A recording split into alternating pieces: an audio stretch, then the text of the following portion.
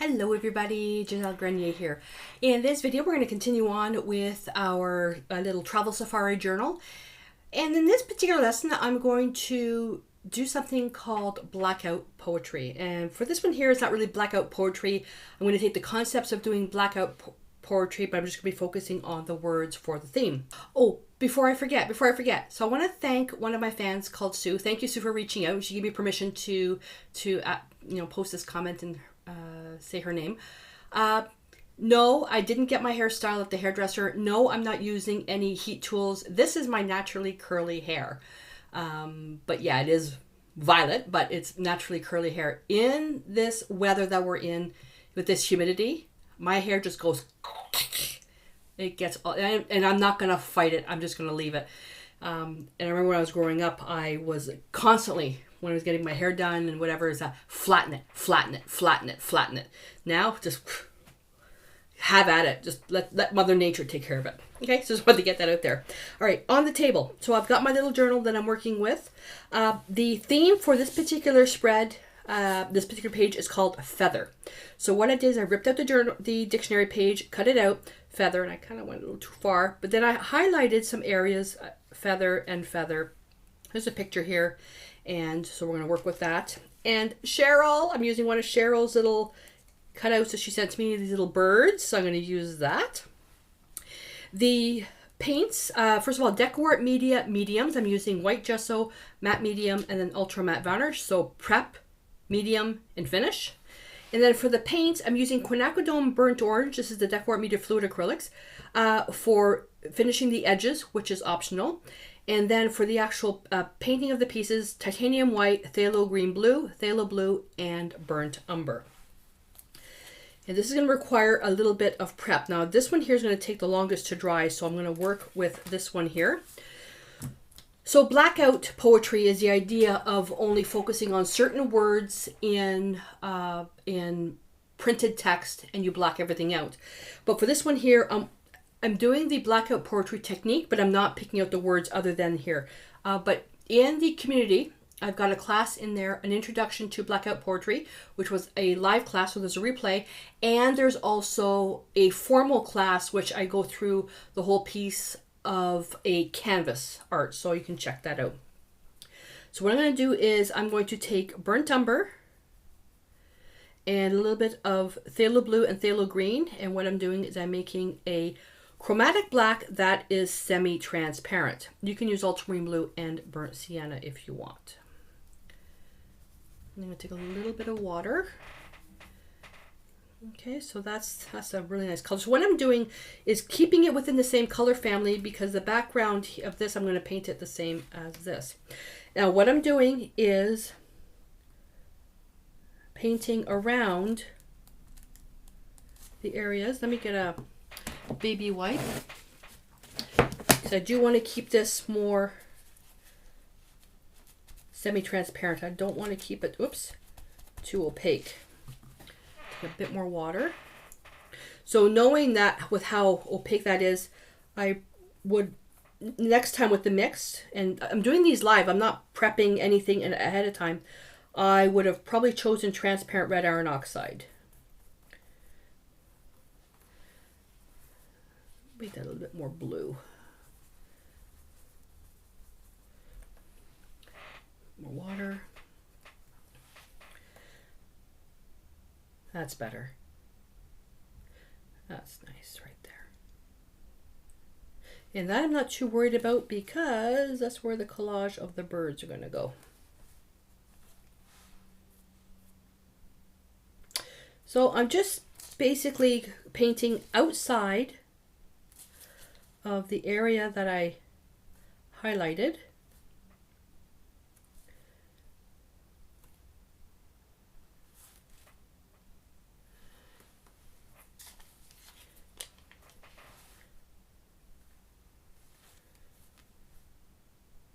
Should be a smaller brush with this.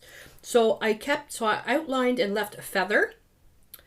Growths covering the body of a bird or make up as a large part of the wing surface as down or contour feathers. Then I left feather or feathers here. And I cut the paper here by accident. So I'm going to leave that just the way that is. Actually, just composition wise, let me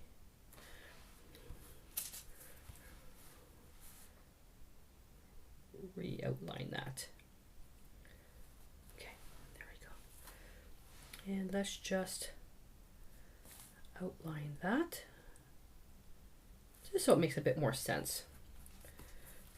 Alrighty, so I'm gonna put that aside to dry. I left that right there.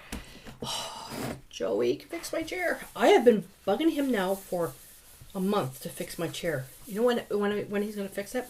When I go downstairs in his workshop, when he's in the office, and I'm gonna grab a screwdriver and I'll grab a drill and I'll grab a saw or something, like big power tools. He'll say, "What are you doing?" I say, "I'm fixing my chair. You watch how fast." You know what? I'm gonna do that. I'm gonna do that. All right, these little guys here. So I'm going to use the same brush, and you can tint these any color you want. I want heavy contrast with this. So I'm going to take white with a speck of that blue, and I'm just going to paint them. You can use anything you want, any collage. You know, and I have gotten some emails from you guys, you know, saying, "Oh, I can't afford die cut machine." You don't have to. Google bird silhouettes. Done. Boom. Take a picture of, you know, go to Pixabay, print out a picture of a bird, and, you know, then color it black on the inside. Boom, done.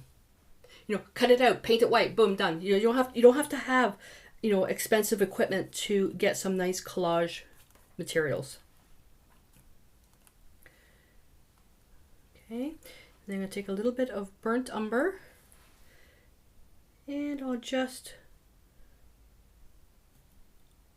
right over the white. Should have went with a little round brush, but because this is the concept of this is like a little travel safari, I'm keeping the supplies to a minimum.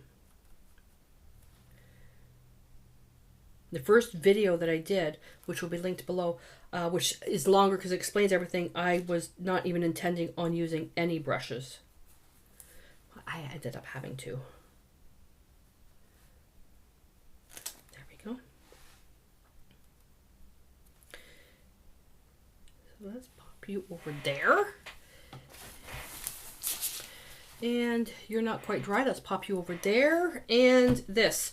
All right. I'm going to take the same brush, and I'm going to take the phthalo green and phthalo blue with a speck of water. And let's, oh, that's too green. That's too green. Then you'll need a baby wipe. It's more on the outside is what I'm...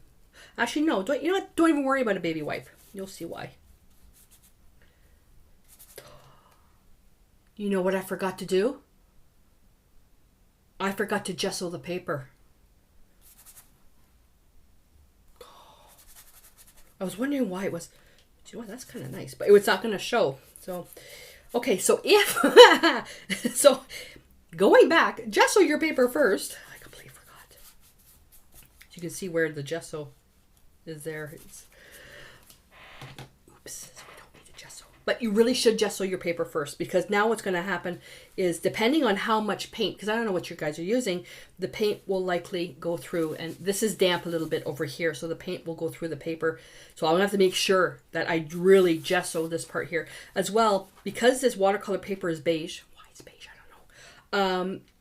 It's kind of an orangey tint. It does affect the transparent paints that you put on your paper. That's why I like working with white.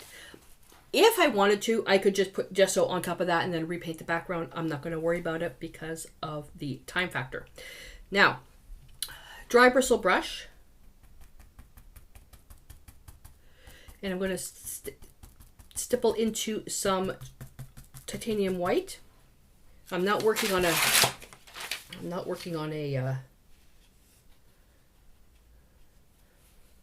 proper painting surface today, and I'm just going to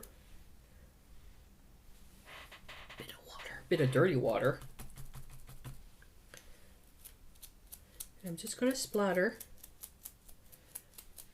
some white.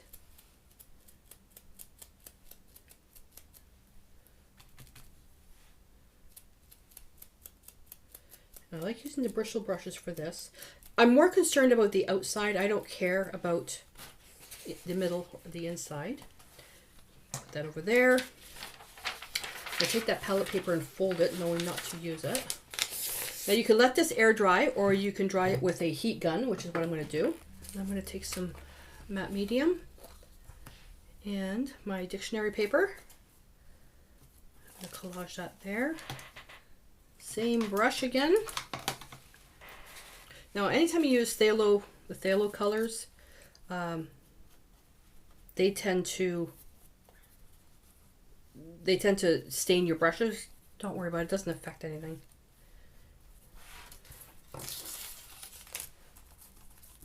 And I'm working both sides, that way the paper is repositionable.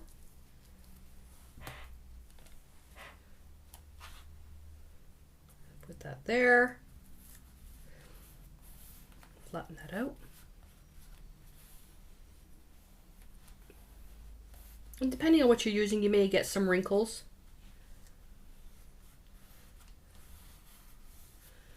Okay. Take a bit more medium and put that on top.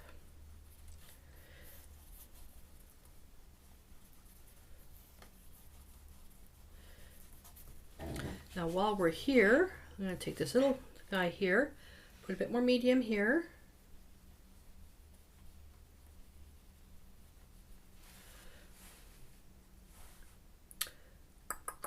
Oh, I think I'm going to do the splatter again with water.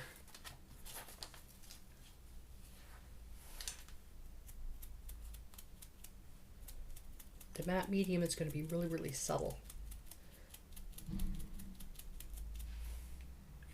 Yeah, that's nice.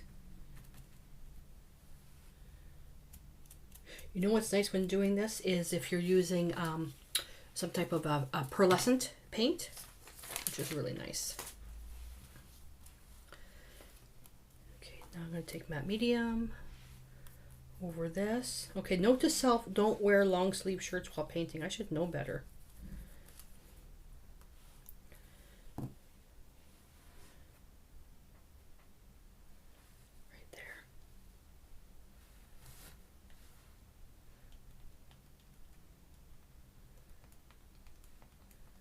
Splatters should have been dried first, which is no big deal.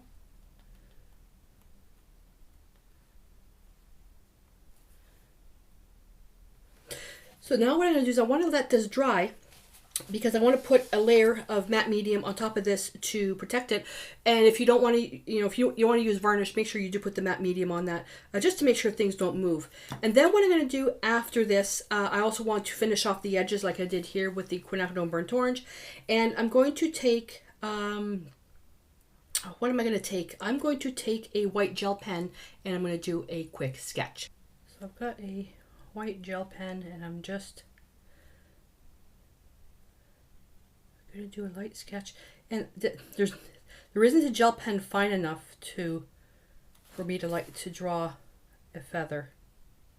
This is really tiny, so if you're doing this much bigger, then it'll be a little bit easier. I can't even, well, I can do it a little bit. Layer some values, cross over to get some different patterns.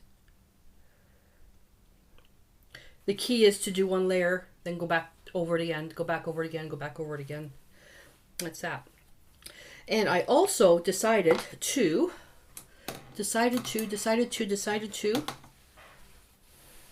do a slight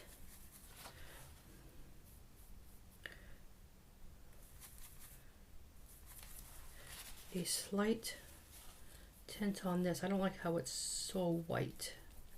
Let's put a little bit of the blue in there. There we go. Then take that same gel pen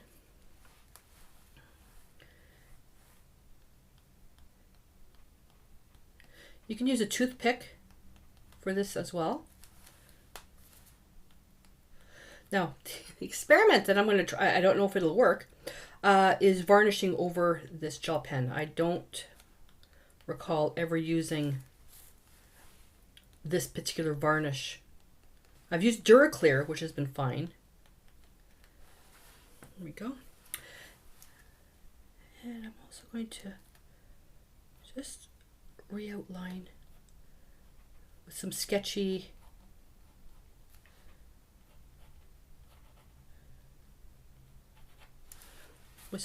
lines, street art style.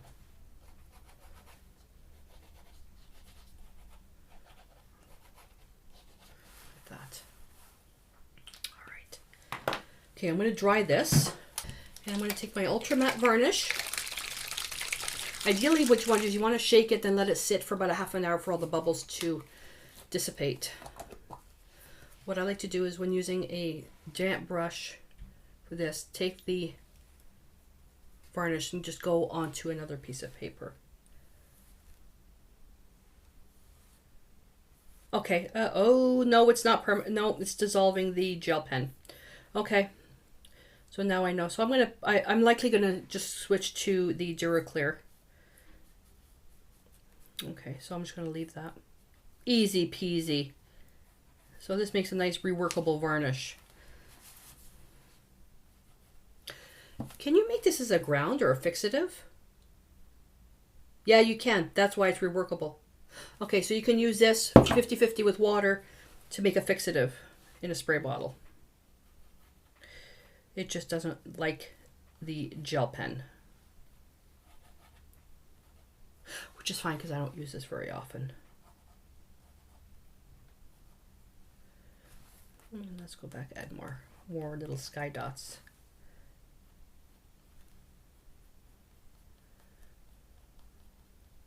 Which now, because it's dissolved a little bit, actually the feather ends up being a little bit more realistic. All right, there we go. Finished. So I hope that you enjoyed this. And this one was a little bit longer. One of the reasons why I like using dictionary paper right on there is that it keeps you focused onto the task at hand. Although with mixed media and sketching and art in general, you really can let your mind go anywhere you want, but then the video would be 2 hours long. So by using dictionary paper and putting that right in front of you helps keep you focused. So everything in the little spread, in this little particular page has to do with feathers. All right, so don't forget to post pictures of what you've done in the community. The link is below, as well as the supplies. And don't forget to subscribe to my channel if you haven't already. That way you won't miss out on any other videos. Give me a thumbs up. And the question I'd like you to answer is, when creating your piece, do you have books to refer to for birds, or do you like looking at birds outside and creating live sketches that way? How do you like creating sketches or even artwork that's related to birds? Do you need any reference material, or do you just freestyle anything that has birds in it? Alrighty, so that's it. Until I see you in the next challenge, stay inspired.